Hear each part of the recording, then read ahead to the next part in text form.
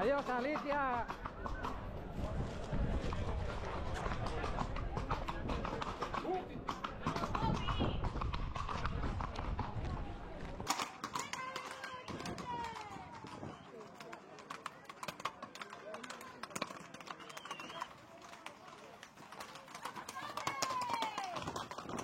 Lo que se hace es con el humo purificador que se crea de las luminarias de las lumbres es proteger a los animales durante todo el año.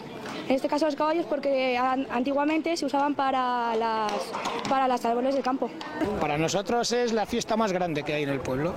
Entonces venimos, yo por ejemplo vivo en Madrid, toda esta gente que está viviendo, la mayoría vive en Madrid, dejamos días de vacaciones por venir a la fiesta y cosas de esas. O sea, significa muchísimo para un Bartolo la fiesta esta.